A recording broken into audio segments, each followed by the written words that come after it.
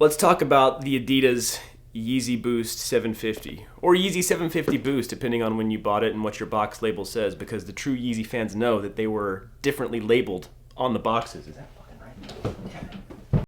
Today we're talking Yeezy 750 Boost, or Yeezy Boost 750, depending on which colorway you got and what your box label said. This is probably one of the most polarizing shoes over the past 5 or 6 years that I can remember.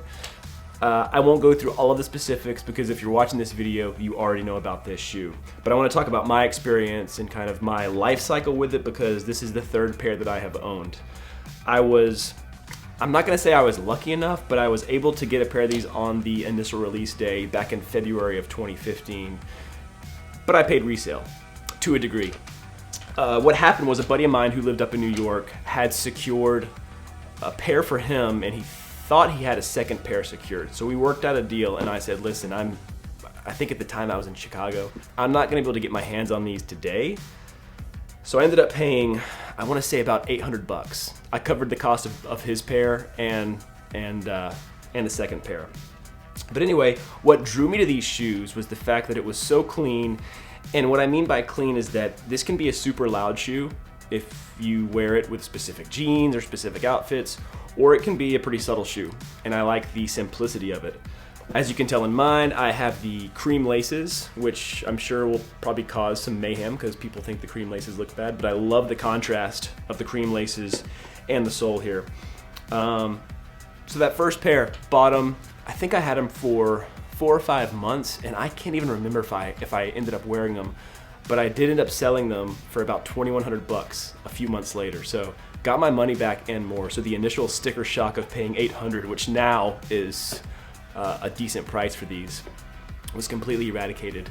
Fast forward about a year ahead, I purchased a second pair from GOAT, the GOAT app, which cue the hatred for GOAT and for StockX and for all of those third-party shoe outlets. Hang on a second, I'm gonna give you guys a chance to just bitch about that. Yeah, that's good. Bought the second pair from GOAT, had a great experience. They were brand new from GOAT. Bought them, was too scared to wear them again. Sold them a few months later, and as of about 2 months ago, I bought a used pair on GOAT. We'll get some good close-up shots of these because these are actually used from GOAT. And I don't think the original owner really wore them too much. So I think it's a classic shoe. Not only in terms of it being Kanye's first shoe with Adidas, but I think it's just a classic looking and very clean shoe. And I want to know what you guys think, because I know there's a bunch of fakes out there, and I know that people are going to be bitching that the ones that I'm holding are fakes. So one more pause to let you guys bitch about that in the comment section. Yep, there's one. All right, cool. Anyway, let me know your thoughts on the Yeezy Boost 750. I have the chocolate colorway as well, and maybe we'll do a video on those, but for now, just think an OG because I think they're beautiful. I love them.